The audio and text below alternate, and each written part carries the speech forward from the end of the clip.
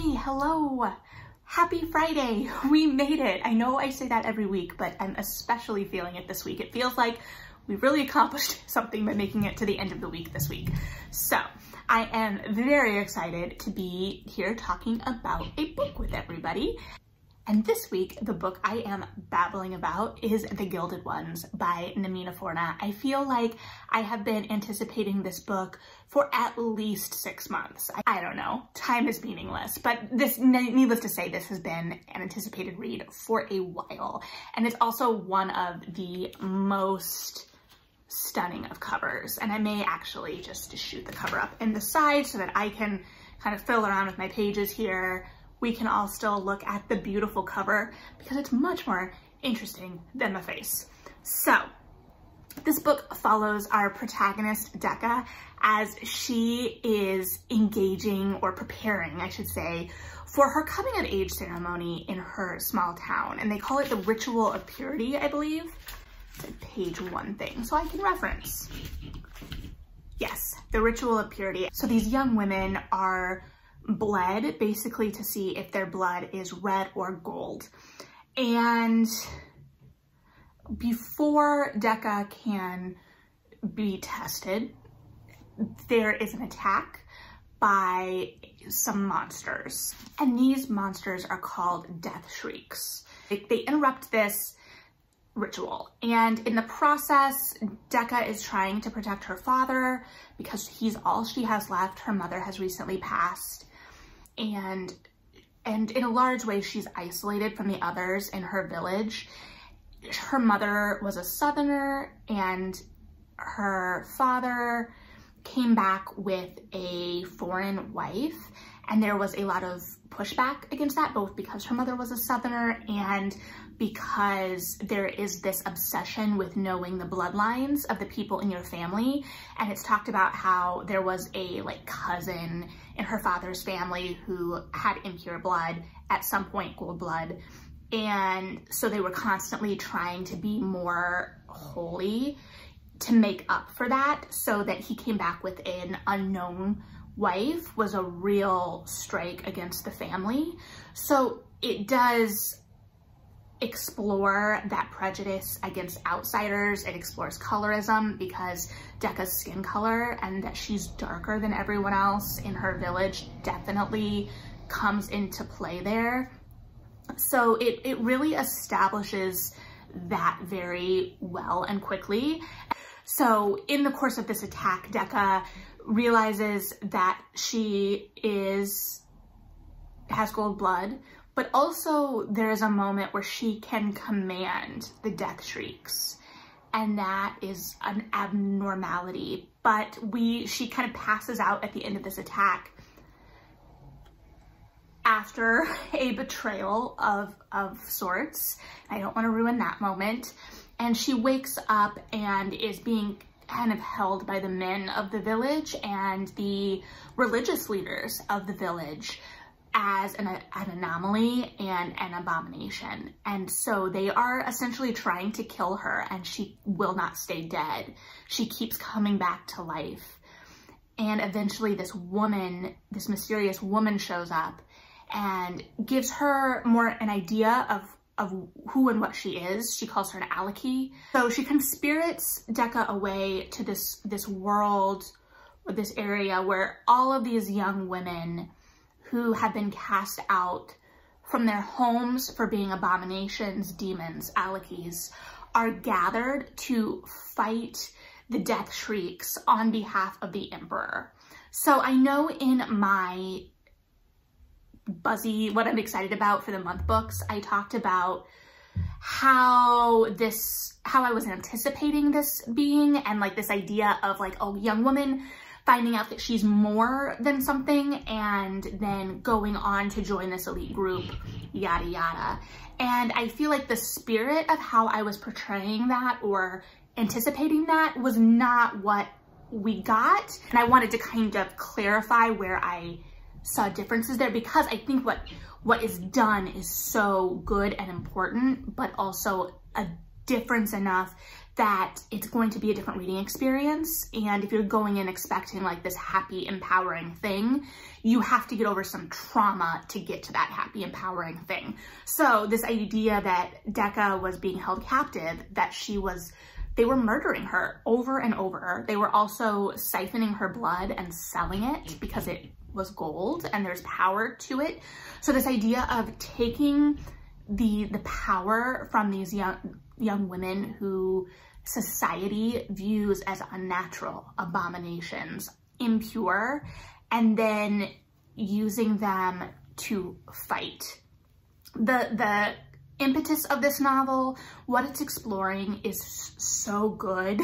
This idea of how we find power for ourselves, how we reclaim our power, how that engages with whether we're working for somebody else, this idea of overcoming trauma and how we overcome trauma. There's just so much there. Another strength of the novel were the friendships that were formed specifically between the young women. But so this wasn't like in Hunters of Artemis situation where these young women were just young women isolated from everyone else and it was only women. They were paired up with young men, young recruits for the Emperor's army, from how I read it, who were new to their training. So there was also that kind of like outside eye tension, this idea that these young men had also been raised to believe a certain way about these young women. So there was a lot of dynamic things there as well, but the heart of it were the relationships and the friendships between these young women. In terms of like how a lot of this was accomplished, I found that some of the emotional beats could feel a little rushed. And I think it's because this book is very episodic and it's very action driven, right? There's a lot happening. We're moving quickly. But I think a lot of its strengths sit in those emotional beats. So when some of the narrative is a little bit more tell than show sometimes, that's when it can feel like I always enjoyed it. It's just, I was like, there's an opportunity here to dig even deeper with these characters that I really would have loved to see explored. Not their trauma. So to be clear, I feel like that was handled very well, respectfully. It both recognized the seriousness of it, but didn't exploit it or dwell on it. It didn't belittle it, but it didn't make it the only thing that existed for these young women. And I think that that's a really hard, delicate balance to strike, right? Where some of this that I'm talking about, like the emotional switches and beats could feel a little jarring, where like Decca at the beginning is very part of the deal of joining this group is that if they give 20 years to this group, I think it's 20 years, fighting these death shrieks, putting their life on the line. Now, granted, they can come back, but there is this idea of the death mandate, this idea that these young women can come back to life, but there is one thing that will kill them. They have a true death. And for everyone, it's different. They might not know what it is yet, but there is a true death. They do still have a potential to die. The idea of the soul and this idea that because her blood isn't red, it is gold, that Decca is somehow impure. And this is an idea that she has internalized from her upbringing, and an idea that she has to kind of overcome. And she does eventually, but it doesn't really let us go on the journey with her in terms of her dismantling these beliefs. Here, this was like the first kind of moment where this kind of jarred me a little bit so we've seen Decca really struggling against these ideas of being impure and wanting to reach out and be blessed again. So they're like running, this is like the first time they're training with the men, and they've all been partnered up, and Decca's like running, and then she's like, oh wait, where are all my friends on this run with me? We're supposed to be running together. And she looks back and they're all kind of behind, because there's this idea that women are supposed to move slowly and gracefully. So she like runs back to them and gives this really inspiring, empowering speech where it's basically like, we're demons now. She says exactly, she's like, I'm a demon and I will survive this to win my absolution and a life for myself, which is great. But it feels so drastic a shift compared to where we've seen her before, where she's like, okay, I'm gonna do what I have to do to get back to the life of religious piety as I know it. So the intent is kind of just like another shade of her motivation, right? Because she's fighting for the life for herself. But I really wanted to see that shift, because unprogramming from that kind of thinking is so hard and is something I'm sure a lot of readers are struggling with. And yeah, so it just, I was like, oh. But it leads to this like really cool moment where like all the young women are like, I'm a demon. In the same way that like as they go to fight, they have a saying that I think is a new rival for no mourners, no funerals. They say, we who are dead salute you. When they're first going out on this first raid for this group, the townspeople kind of congregate around and start kind of heckling. There's always one guy, right? There's one guy that like notices that there are women in this group, starts calling them whores, because of course, why not? There's just constant verbal assault of these women for their existence as alecky. And at one point, the general finally kind of goes back to the man. It's like, cool, you have a problem with this?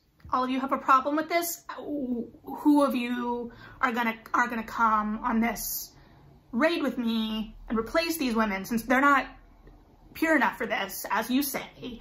So who's gonna come with me and put their life on the line to protect you from the monsters? Like, who's up for that? And like, no one's up for it. Spoiler alert, no one is up for it. So there's just moments like that that are really, really good and really strong. So I think where I was the most compelled in this were the kind of tensions between the society and how the society views these young women, the relationships, specifically the female friendships that are formed. Because when you have a society like this, right, it doesn't really help foster strong female friendships. So we get to see her make friends. We get to see her put her life on the line for her friends. We get to see her friends put their lives on the line for her and stand by her. And there are these moments where these women, young women who have been betrayed by those closest to them, have the ability to be shown by these new people that matter so much in their life that they will not be betrayed by them.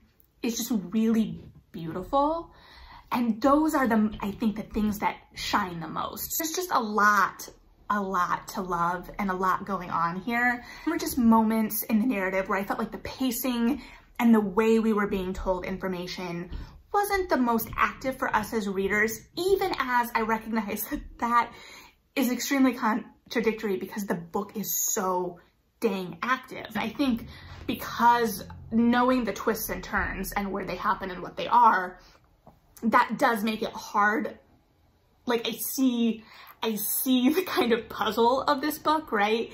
And I don't know how you make it anything other than what it is without it dragging out into multiple books.